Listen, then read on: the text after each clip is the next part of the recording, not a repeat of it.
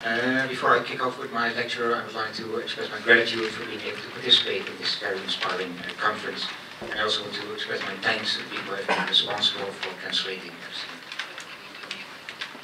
War comics are a strongly established genre of comic strips in countries around the world.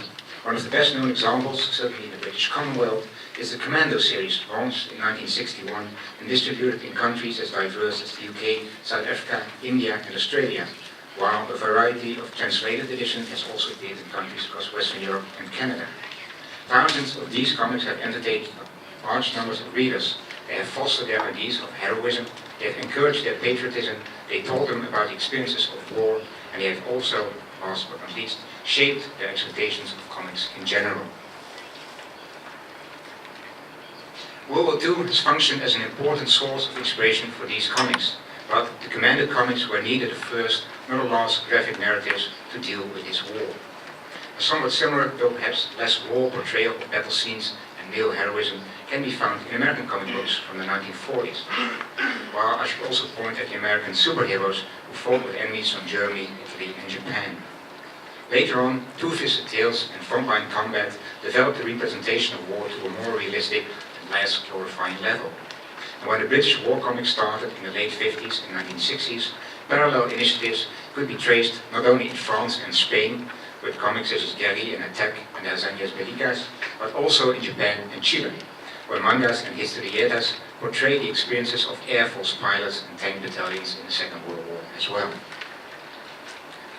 As a result of this steady and global production, the general idea of what war comics are is very much based on what I call the British model.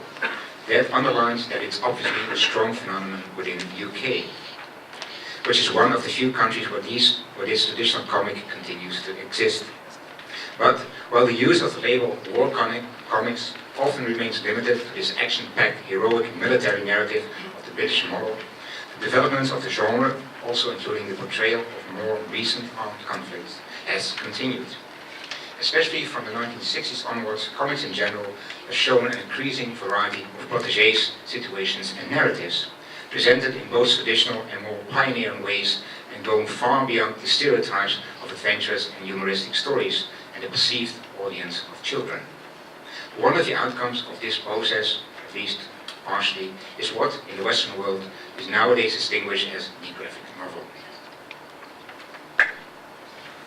Two outstanding well-known works, Art Spiegelman's Mouse and Keiji Nakazawa's Barefoot Gen, have played an internationally important role to show the potential of the graphic novel.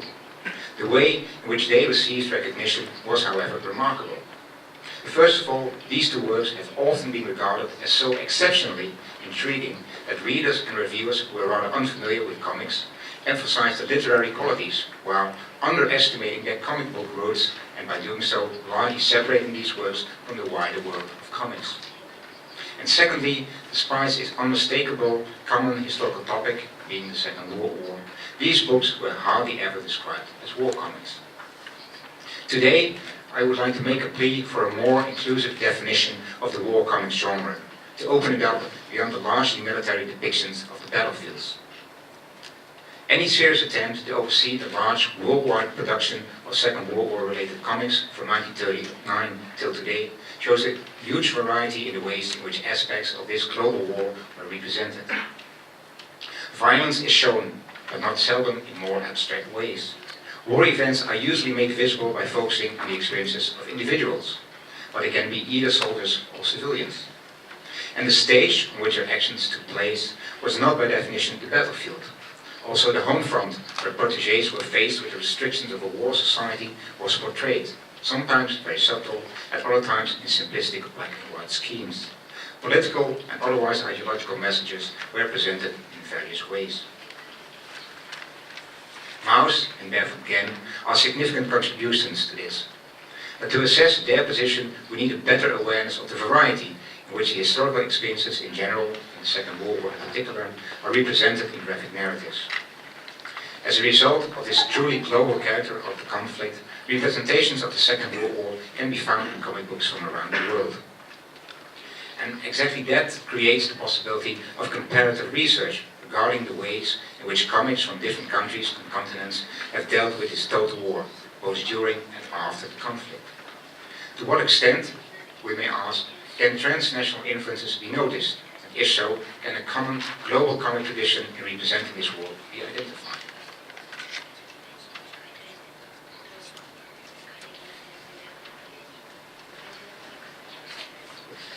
As a modest attempt to get grip on the transnational representation of this historical conflict beyond the battlefields, I will focus on what more or less mainstream graphic narratives representing Anne Frank, a Jewish girl from German descent who lived in Amsterdam while the German army occupied the Netherlands in 1940. Anne Frank became a victim of the Nazi persecution of the Jews.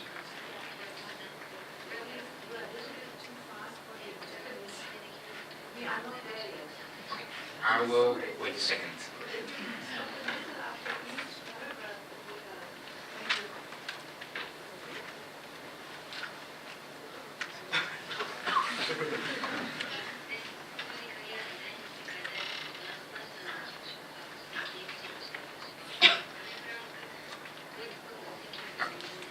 As I said, I will focus on graphic narratives representing Anne Frank. She became a victim of the Nazi persecution of the Jews during the Second World War, and from 1942 onwards lived with her family in a secret annex. After this hiding place had been discovered in 1944, Anne and her relatives were sent to die in a concentration camp. After the war, she became famous after the publication of a wartime diary that she had kept during these fearful years, in which she expressed her day-to-day observations and her optimistic reflections. Her biographical narrative embodies the atrocities of the war, in particular the Holocaust, and therefore is somewhat comparable to the individual experiences portrayed in the works of Spiegelman and Nagasaki.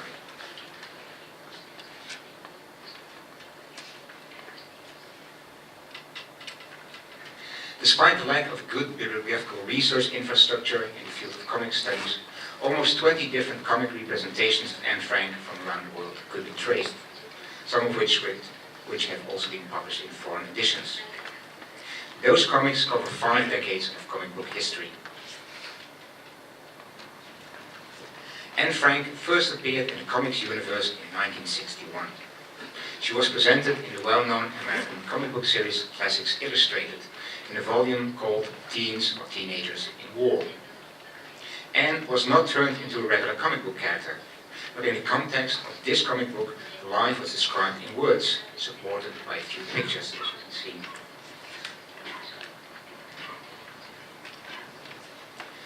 This modest start in comics probably indicates that the publishers were aware that certain critical observers, even within the more widely accepted frame of educational comics, did not consider comics to be a very suitable medium for treating such an extremely tragic and recent past that had been personally experienced by many post-war European immigrants to the United States.